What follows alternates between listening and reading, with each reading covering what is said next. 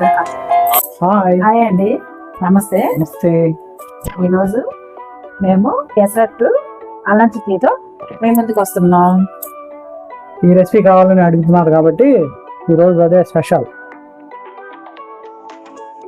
సరే, వాళ్ళ కోసం మరి నువ్వు ఈ స్టైల్లో తెలుసు కదా, నువ్వు చాలా బాగా చేస్తావు కదా ఉంటుంది నాకు తెలుసు. ఎందుకంటే ఎప్పుడు నేనే టేస్ట్ చేసేవాడిని. అందుకని నువ్వు వాళ్ళు అడిగినందుకైనా ఒక వీడియో చేయాలి. అలాగే ఓకే. నేను అంకుల్ గారు అనుకోబట్టి నేను అనుకున్నానండి. నేను ఆల్రెడీ నిన్నే అంకుల్ గారు తెలియ కూడా పెసలు నానబెట్టేసాను, వాళ్ళు పెసరట్టు చేద్దామని. ఇప్పుడు పిలిచి మరి సేమ్ అదే తను చెప్తున్నారు పెసరట్టు వెయ్యని. అందమే ఆనందం, ఆనందమే జీవిత మకరందం, అందమే ఆనందం, పడమట సంధ్యారాగం, కుడి ఎడమల కుసుమ పరాగం, ఒడిలో చెలిమోహన రాగం, జీవితమే మధురానురాగం, జీవితమే మధురానురాగం, అందమే ఆనందం, ఆనందమే జీవిత మకరందం, అందమే ఆనందం. Thank you. వీడియోలోకి వెళ్ళిపోదాం. మనం పెసరట్టు చేస్తున్నామండి. ఇది ఎంతో రుచిగా చాలా బాగుంటుంది. అసలు నేను చేసే పెసరట్టు దానికి కావాల్సింది చూద్దామా.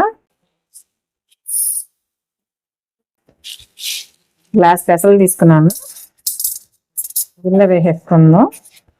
దీనికి పావుంతు బియ్యం తీసుకోవచ్చు. ఏ బియ్యం అయినా పర్వాలేదు, రేషన్ బియ్యం ఉంటే సరే, లేకపోతే మామూలు మనం రెగ్యులర్గా తీసుకునే బియ్యం అయినా వాడుకోవచ్చు. ఈ పావుంతు అన్నమాట వేసుకోవాలి. మెంతులు 1 స్పూన్, టేస్ట్ బాగుంటుంది.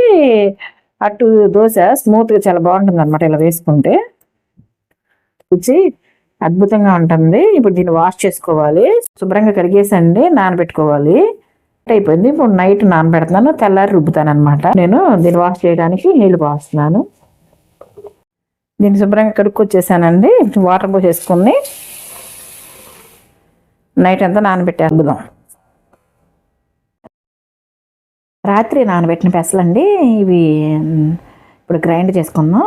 మిక్సీ కానీ గ్రైండర్ కానీ ఏది అవైలబుల్ అంటే వాటిలో వేసుకుని ఇప్పుడు పిండి చేసుకుందాం. దీనికి 1 ఇంచ్ అల్లం అండి. తినే ఘాటుని బట్టి తీసుకోవచ్చు. నేను ఎక్కువ తీసుకున్నాను. ఇది 4 పచ్చిమిర్చి అనమాట. 1 స్పూన్ నిండా జీలకర్ర తీసుకున్నాను. ఇప్పుడు గ్రైండ్ చేసుకొస్తాను.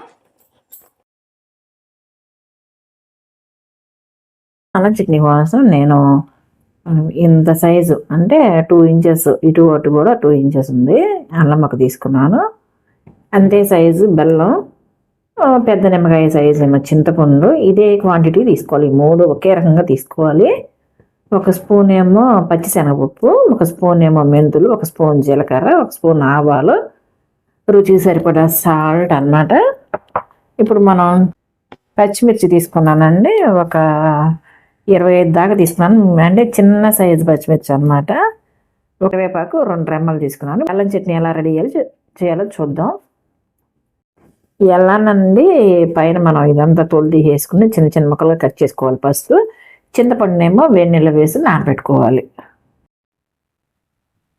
అల్లం చట్నీ కోసం అండి నేను స్టవ్ వెలిగించి బాండి పెట్టి నూనె వేసుకుంటున్నాను అనమాట. పెసరపిండి నలిగే లోపల అల్లం చట్నీ రెడీ చేసుకున్నాం. స్టవ్ మీదండి చింతపండు కడిగేసి శుభ్రంగా ఉడకపెట్టుకున్నాం. కాసేపు ఒక 5 మినిట్స్ ఉడికితే ఇది నిల్వ ఉంటుంది అనమాట పచ్చడి.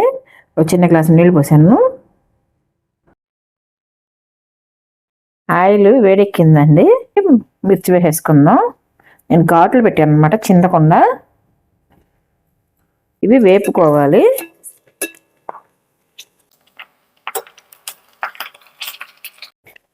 చింతపండు ఎలా అంటే మెత్తబడిపోయిందండి. స్టవ్ కట్టేసుకోవచ్చు. ఈ నీళ్లు మనం చట్నీ లూజ్ అవడానికి కలుపుకుందాం. స్టవ్ కట్టేస్తున్నాను. మిర్చి ఇలా వేగాలండి. వేగిపోయినాయి తీసేసుకుని ఒక గిన్నెలో పెట్టేసుకుందాం. ఇది చల్లారిన తర్వాత మిక్సీ పట్టుకోవాలి కదా, అందుకు ముందు గిన్నెలో పెట్టుకుందాం. ఇదే నూనెలో కట్ చేసుకున్న అల్లం వేసేసుకుందామండి. అల్లం ముక్కలు ఇవి వేగాలి. అల్లం కలర్ చేంజ్ అయిందండి. ఇలా ఏగితే సరిపోతుంది. ఇప్పుడు మనం ఒక స్పూను శనగపప్పు తీసుకున్నాం కదా, పచ్చి శనగపప్పు వేసేసుకుందాం. ఒక స్పూను మెంతులు తీసుకున్నాం, అవి కూడా వేసేసుకుందాం. ఏగితేనే టేస్ట్ బాగుంటుంది అనమాట. దీంట్లోనే జీలకర్ర కూడా వేసేసుకుందామండి. ఆవాలు ఇవి కూడా వేగాలి. ఇప్పుడు ఇవి కొంచెం ఎర్రగా వేగాలి. వేగినాయి కదా, ఇప్పుడు మనం ఇందాక 2 రెమ్మల కరివేపాకు తీసుకున్నాం కదా, వేసేసుకుందాం. దాంట్లో తేమ లేకుండా వేపుకోవాలండి. కడిగాను కాబట్టి చిట్టపట్టలాడుతుంది. ఇప్పుడు స్టవ్ కట్టేస్తున్నాను. ఇవన్నీ వేగిపోయినాయి అనమాట. ఇవన్నీ చల్లారిన తర్వాత మిక్సీ గిన్నెలో వేసుకోవాలండి. మొత్తం పట్టుకొచ్చేస్తాను. మిక్సీ పెట్టుకొచ్చాను, పొడి ఇలా అయింది. ఇప్పుడు దీంట్లో చింతపండు బెల్లం పెట్టేసుకుందాం. నీళ్లు లేకుండా ఫస్ట్ చింతపండు పెట్టేసుకుందాం. వేసేసుకుందాం. ఇప్పుడు బెల్లాన్ని నేను ఇలా దంచి వేసాను. దీన్ని కూడా వేసేసుకుందాం. ఇప్పుడు మనం చట్నీ కలర్ఫుల్గా ఉండాలంటేనండి పసుపు వేసుకోవాలి. రుచికి సరిపడా సాల్ట్ అండి, కావాలంటే కలుపుకుందాం. కానీ 4 వెల్లుల్లి రెమ్మలు తీసుకుందాం, అవి కూడా వేసేసుకుందాం. ఈ చింతపండు నీళ్ళు అండి ఉన్నాయి కదా, ఇవి పోసుకుందాం. లూజ్గా కావాలి కదా మనకి. చింతపండు బెల్లం దినుసులు అన్నీ ఇలా మిక్సీ పెట్టేసాను. ఇప్పుడు పచ్చిమిర్చి వేసుకుందాం. మళ్ళీ మిక్సీ పట్టుకొస్తాను. అల్లం చట్నీ రెడీ అయిందండి, చూద్దామా. సూపర్ టేస్ట్ ఉంటుందండి పచ్చడి, ఈ చట్నీ. ఇప్పుడు దీన్ని తాలింపు వేసుకుందాం. ఇది మనం నేను వెన్నీళ్ళతో కలిపాను కాబట్టి ఇది నిల్వ ఉంటుందండి 1 వారం రోజులు. చట్నీ అంత అండి గిన్నెలో పెట్టేశాను అనమాట. ఇప్పుడు కాస్త తీసుకుని పల్చగా చేసుకుని తాలింపు వేసుకుందాం. ఇందాక ఇవన్నీ వేపిన పాత్రలోనే నూనె ఉంది కదండి, ఏ నూనె సరిపోతుంది అనమాట. ఇప్పుడు సాయిపప్పు ఆవాలు వేసేసుకుందామండి తాలింపు కోసం. ఎండుమిర్చి, ఇంగువ, కాస్త కరివేపాకు.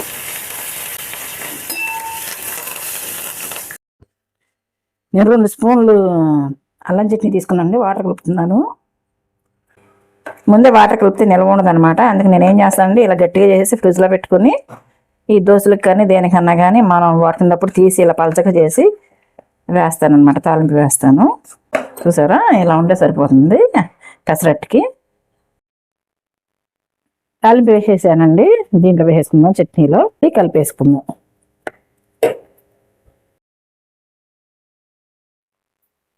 పెసరట్టు పిండి తీసేసానండి, గ్రైండర్ వేసాను, గ్రైండర్లోంచి తీసేసాను. ఇప్పుడు దోశలు వేసుకోవడానికి రుచి సరిపడా సాల్ట్ చూసి వేసుకోవాలి.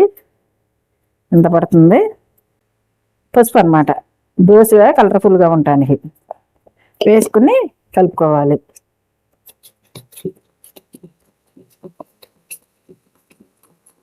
మన పసుపు వేసుకోవడం వల్ల అండి దోశ కాలిన తర్వాత కూడా పచ్చగా బాగుంటుంది. కరివేపాకు వేసేసుకోవాలి. పెసరట్టు కోసం అండి పెనం పెట్టాను. ఫస్ట్ కాస్త ఆయిల్ వేసుకుందాం.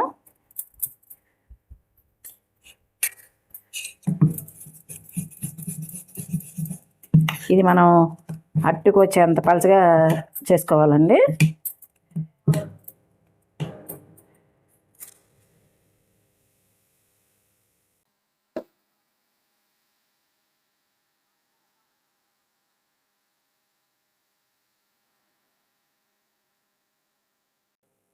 చుట్టూ ఆయిల్ వేసుకుందాం.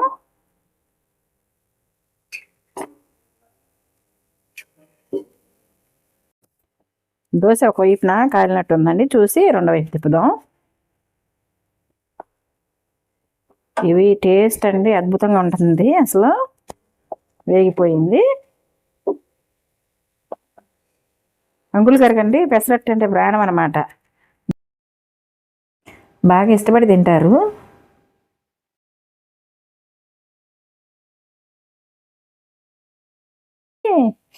ఇలా వేగిన తర్వాత మనం నెయ్యి వేసుకుంటే చాలా కమ్మగా ఉంటుంది టేస్ట్. అబ్బా తింటే మాత్రం మళ్ళీ మళ్ళీ కావాలంటారనమాట, అంత బాగుంటుంది.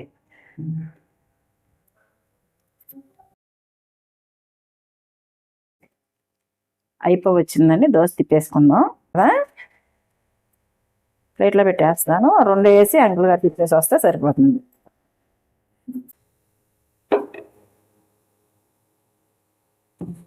డిఫరెంట్ టేస్ట్తో అన్నీ వేసుకుంటాం కదండి, చాలా బాగుంటుంది అనమాట అది. ఆయనకి అది ఇంట్లో స్పెషల్ దోశ అనమాట. దీనికి మన అన్ని వెజిటబుల్ వేసుకుంటాం కాబట్టి బాగా పలచగా వేసాను. కాలాలన్నమాట, ఒక సైడే కాల్చుకుంటాం కాబట్టి. ఆయిల్ వేసుకుందాం, వేగాలి బాగా. ఇప్పుడు దీంట్లోకి ఆనియన్స్ అండి, ఆనియన్స్ వేసేసుకుందాం,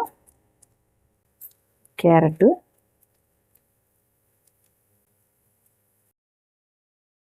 కొత్తిమీర, ఇవన్నీ దోశ వేగాలి. ఇది రెండో వైపు తిప్పడానికి ఉండదండి, మధ్యలో మడత పెట్టేసుకుని ఈ లోపల వెజిటబుల్స్ అన్ని మగ్గే వరకు ఇలా మనం కాల్చుకోవటమే. దీనిపైన కాస్త నెయ్యి వేసుకుందాం.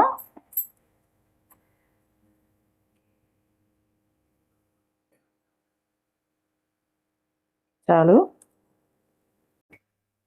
2 వైపులు కాలిపోయిందండి దోశ, తీసేద్దాం. ప్లేట్లో పెట్టేస్తుంది.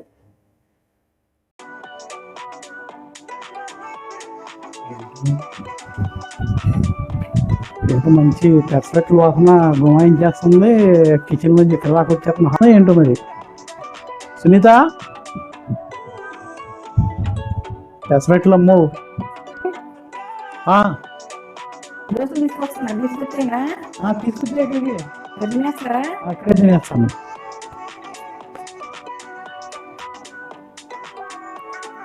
స్పెషల్ దోశ కూడా వేసాను. ఓకే,